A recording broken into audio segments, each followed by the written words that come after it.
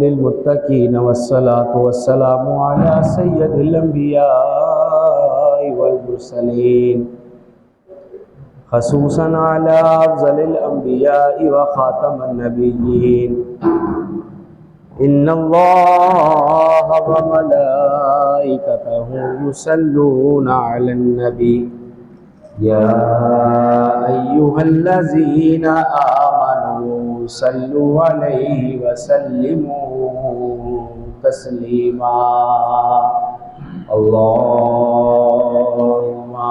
صلی علی مل کے پڑھیں درود پاک سیدنا محمد وعلی سیدنا محمد وصحابہ سیدنا محمد وبارک وسلم علیہ۔ ایک بار درود پاک پڑھنا انسان کے 10 گناہوں کو کم کرتا ہے، 10 نیکیاں اس کے نامہ اعمال میں شامل کرتا ہے اور اس کے 10 درجات بلند کرتا ہے۔ تو شرمائے مت دل کھول کے درود پاک پڑھے اللہم صلی علی سیدنا محمد وعلی سیدنا محمد وصحابہ سیدنا محمد وبارک وسلم علیہ۔ پچھلے جمعے ربیع الاول کے مہینے کے بارے میں اور آقا نامدار سرور کائنات حضرت محمد مصطفیٰ صلی اللہ علیہ وآلہ وسلم کی ولادت باسعادت کی خوشی منانے کے بارے میں بات کی گئی۔ آج ہم اپنی بات کا آغاز اس نقطے سے کریں گے کہ اللہ کے نبی کی ولادت باسعادت کی خوشی عید میلاد النبی کس کس کو منانی چاہیے۔ تو علماء کرام کے مطابق سب سے پہلے عید میلاد النبی کی خوشی اس بیٹی کو منانی چاہیے جو آپ صلی اللہ علیہ وآلہ وسلم کے دنیا میں آنے سے پہلے زندہ درگور کر دی جاتی تھی۔ عرب اپنی بیٹیوں کو زمانہ جاہلیت میں زندہ درگور کر دیتے تھے، زندہ قبر میں گاڑ دیتے تھے۔ پھر عید میلاد النبی کی خوشی اس ماں کو منانی چاہیے جس کو اہل عرب زمانہ جاہلیت میں بازار میں سر عام نیلام کر جاتے تھے۔ پھر اس باپ کو عید میلاد النبی کی خوشی یقیناً منانی چاہیے جس کو اس کے بچے ڈنڈے مار کر لاتے مار کر گھر میں باندھ کر رکھتے تھے۔ تو اللہ کے نبی نے آ کر ان ساری رسومات کا خاتمہ کیا۔ بیٹیوں کو جو مقام اللہ کے نبی نے عطا فرمایا اس کی مثال تاریخ میں کہیں نہیں ملتی۔ جو عرب اپنی ماں کو بازار میں سر عام نیلام کر رہتے تھے، اللہ کے نبی نے جنت کو کھینچ کر اس ماں کے قدموں تلے رکھ دیا کہ اس ماں کی خدمت کرو اور جنت پالو۔ جس باپ کو عرب عزت اور تکریم تو کرنا دور کی بات، اس باپ کو زرد و کوب کیا جاتا تھا۔ اس باپ کے بارے میں اللہ کے نبی نے فرمایا اگر باپ راضی تو اللہ راضی۔ جنت کے دروازے کی چابی باپ کے پاس ہے۔ تو معاشرے میں میری نظر میں ایسا کوئی نہیں کہ جس کو ربیع الاول کی خوشی نہیں منانی چاہیے۔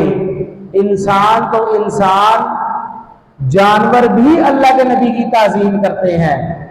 آپ نے واقعہ سنا ہوگا کہ کبھی کسی اونٹ نے اپنے مالک کے ظلم کی شکایت آپ اللہ کے نبی کو لگائی، کبھی کسی فاختہ نے اپنے بچے گم جانے کی شکایت اللہ کے نبی کو لگائی، تو ہم مومنوں کو تو بلا شبہ اللہ کا شکر ادا کرنا چاہیے کہ اس نے ہمیں اپنے حبیب کی امت میں پیدا کیا۔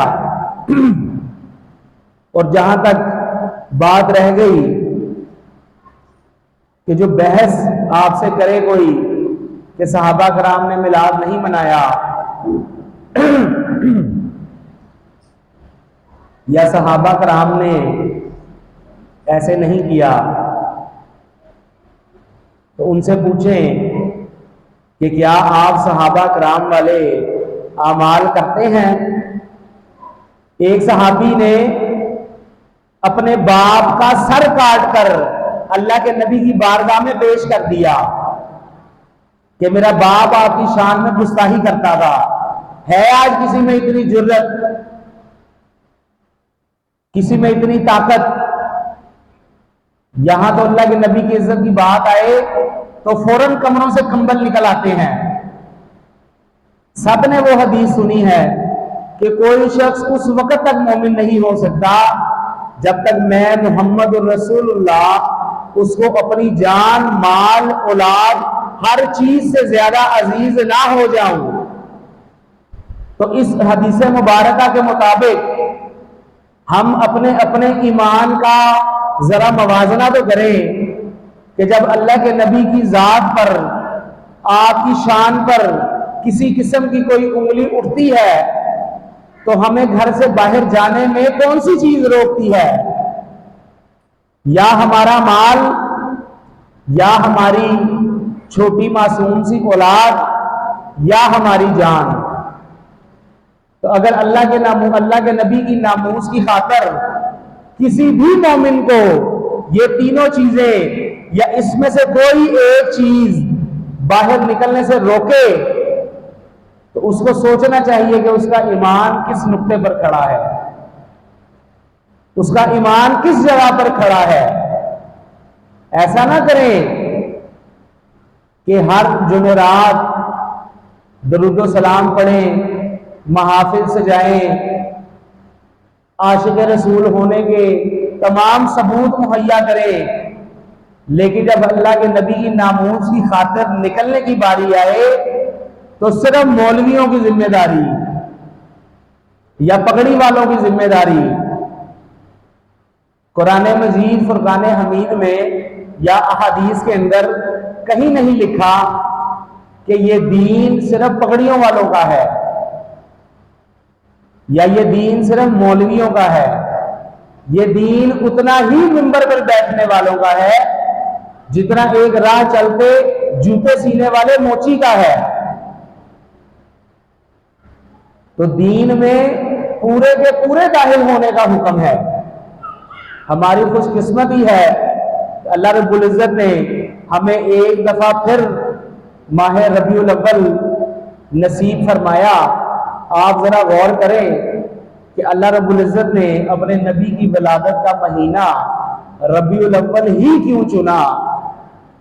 ایک دنیاوی نقطہ نظر سے آپ دیکھیں تو ماہ ربیع الاول ایسا مہینہ ہے کہ جس میں نہ سردی کی شدت نہ گرمی کی شدت، کھلا موسم جسے بہار کا موسم کہا جاتا ہے کہ چرند پرند، فضائیں، انسان، تمام مخلوقات اللہ کے نبی کی ولادت کی خوشی منا رہی ہیں۔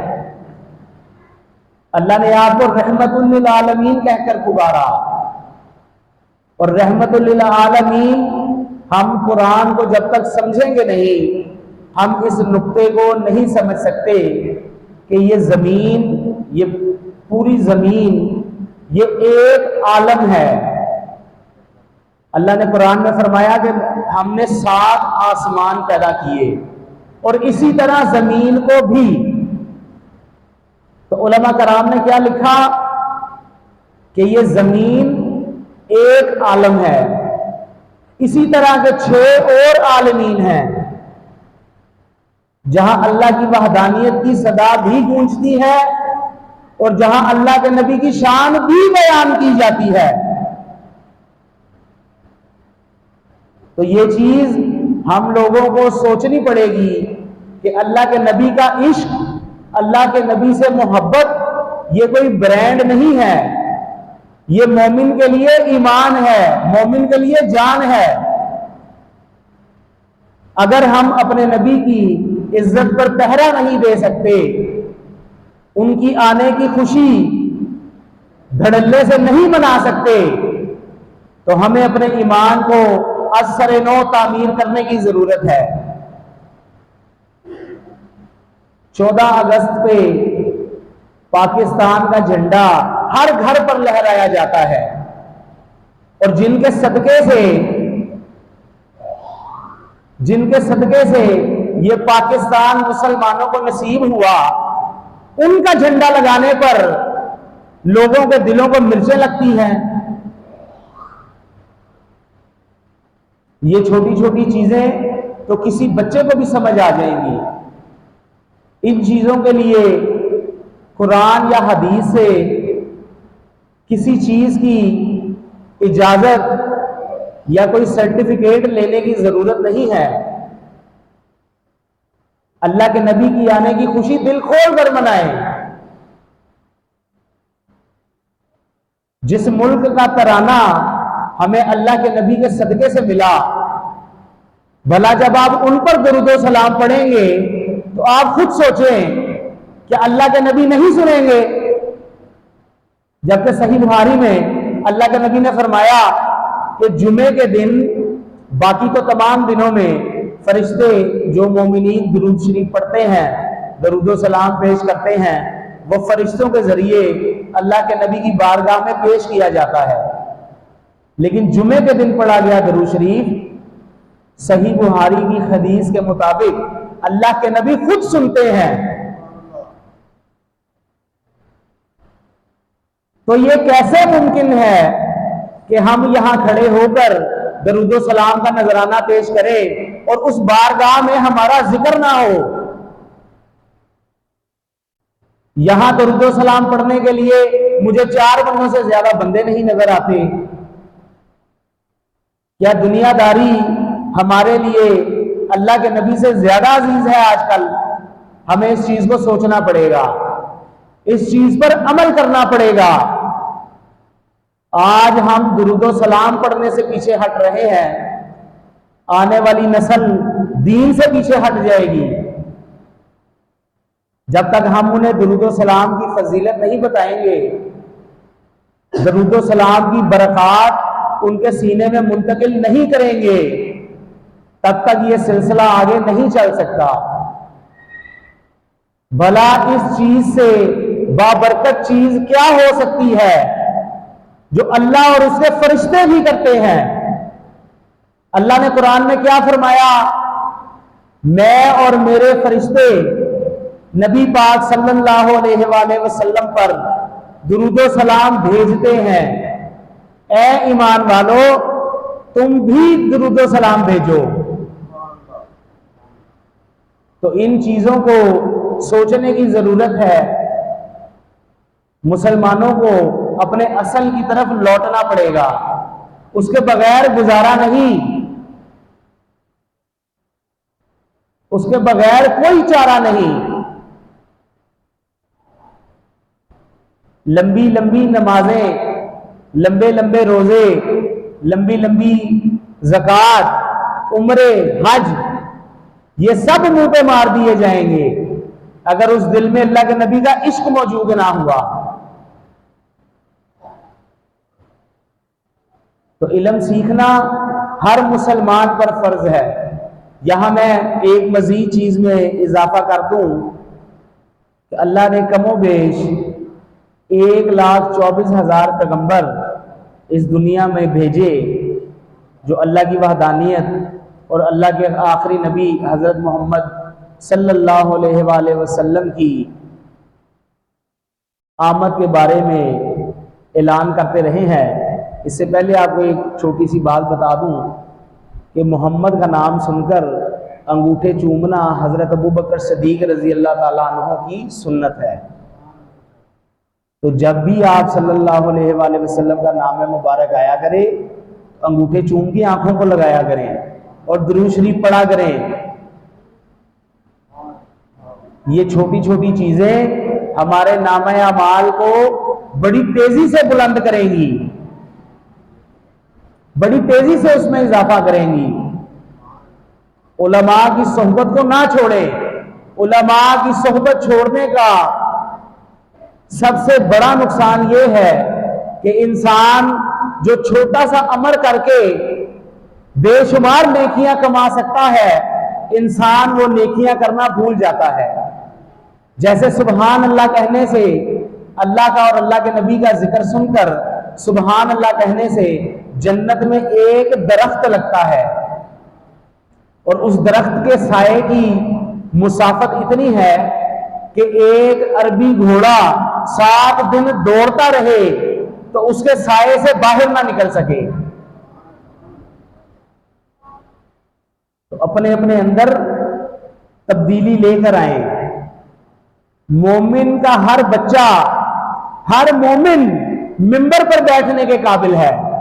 جس نے ایک دفعہ اللہ کے نبی کا کلمہ پڑھ لیا، وہ ہر بندہ تبلیغ کرنے کے قابل ہی پیدا کیا گیا ہے۔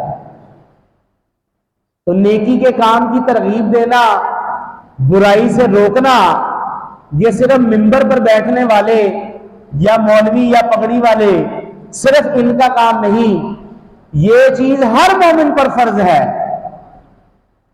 آج مسلمانوں کے زوال کی ایک بڑی وجہ یہی ہے کہ ہم نے نیکی کا حکم دینا بند کر دیا اور برائی سے روکنا بھی بند کر دیا۔ آج ہماری نیکی اور برائی کے عمل میں بھی دنیا داری اس حد تک جا چکی ہے کہ کوئی غریب آدمی کوئی برائی کرے تو ہم اس پہ ٹوٹ پڑتے ہیں، اس کو زرد و کوب کرتے ہیں، پتہ اس کے پیچھے کسی نے نہیں آنا۔ اور اگر کوئی چودھری صاحب کوئی غلطی کرے تو ہمارا طریقہ کار کیا ہوتا ہے؟ او یار بڑے لوگ نے چھڈو، ہم نے پھڈے میں نہیں پڑنا۔ یہ مسلمانوں کے زوال کی وجہ ہے۔ اللہ کے نبی نے کیا فرمایا خاتون جنت کے بارے میں؟ کس کے بارے میں؟ جس کو اللہ اور اس کے رسول نے کہا کہ میری بیٹی فاطمہ جنتی عورتوں کی سردار ہے۔ ایک لمحے کے لیے ان کی شان کا اندازہ لگائیں۔ خاتون جنت کا، حضرت فاطمہ الزہرا کی عظمت کا اندازہ ایک لمحے کے لیے لگائیں کہ خاوند ولیوں کا سردار، باپ نبیوں کا سردار، بیٹے جنتی نوجوانوں کے سردار، اور آپ خود، آپ کی ذات جنتی عورتوں کی سردار۔ اور ان کے بارے میں اللہ کے نبی نے کیا بات فرمائی کہ اگر میری بیٹی فاطمہ بھی چوری کرتی تو میں اس کا ہاتھ کاٹنے کا حکم دیتا۔ تو آج ہم کیسے قانون کو غریب کے لیے الگ، امیر کے لیے الگ تصور کر کے، بلکہ پیش کر کے ہم یہ سمجھتے ہیں کہ ہم روز قیامت حوض کوثر پہ اللہ کے نبی کے ہاتھ سے جام پیئیں گے۔ کیا ہماری یہ اوقات کہ اللہ کے دین کی دھجیاں ہم نے اڑا دی، رسول اللہ کی شریعت کو مذاق بنا دیا ہم نے، اور روز قیامت مرنا ہم لوگ مدینے میں جاتے ہیں؟ تو علماء کرام کے ساتھ ہاتھ سے ہاتھ ملائیں۔ سب سے پہلی کوشش، اس میں سب سے پہلی کوشش جو کریں کہ اللہ کے نبی کا دین تخت پر لے کے آئیں۔ جب تک حکومت میں کوئی اللہ کا بندہ اگر نہیں بیٹھے گا، یقین مانے ہم ذلیل و رسوا ہوتے رہیں گے۔ ان کمینے لوگوں کو اللہ کے نبی کی عزت کا کیا پتا، جن کے ماں باپ کا کوئی پتہ نہیں۔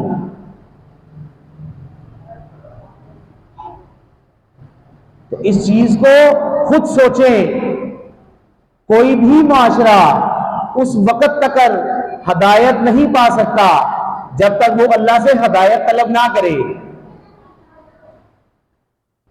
آپ ایک چھوٹی سی مثال آپ کو سمجھاتا ہوں۔ ابرہا نے خانہ کعبہ کے اوپر اپنے ہاتھیوں کے ساتھ حملہ کیا۔